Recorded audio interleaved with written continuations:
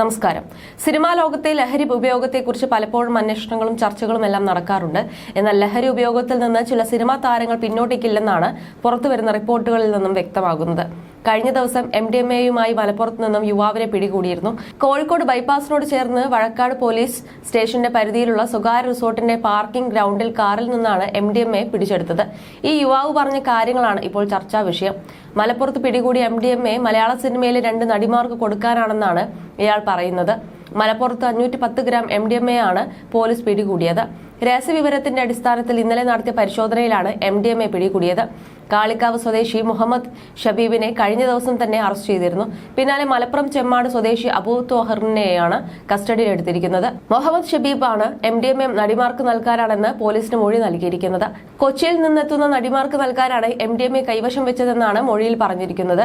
അതേസമയം പ്രതിയുടെ മൊഴി പ്രകാരമുള്ള വിവരം വിശദമായി പരിശോധിക്കുമെന്ന് പോലീസ് അറിയിച്ചു. ഒമാനിൽ നിന്ന് എത്തിച്ച MDMA മറ്റൊരാളുടെ കയ്യിൽ നിന്ന് വാങ്ങുകയായിരുന്നു എന്നാണ് ഷബീബ് പറയുന്നത്. ഇതിന്റെ അടിസ്ഥാനത്തിൽ നടന്ന അന്വേഷണത്തിൽ നിന്നാണ് അബൂ തോഹറിൽ പിടിയിലായത്. ഒമാനിൽ ജോലി ചെയ്യുന്ന ഇയാളാണ് MDMA എത്തിച്ചതെന്നായിരുന്നു ഷബീബ് പറഞ്ഞത്. ലഹരി കടത്താൻ ഉപയോഗിച്ച കാറും പോലീസ് കസ്റ്റഡിയിലെടുത്തിട്ടുണ്ട്.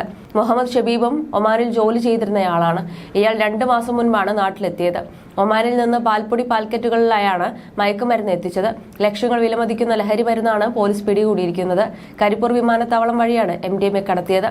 ഹോട്ടലിന്റെ പാർക്കിംഗ് ഗ്രൗണ്ടിൽ MDMA കൈപ്പറ്റാൻ 2 സിനിമാ നടിമാർ എറണാകുളത്ത് നിന്ന് എത്തുമെന്നും അവർക്ക് കൈമാറാനാണ് അവിടെ നിന്നതെന്നുമാണ് പ്രതി പറയുന്നത്.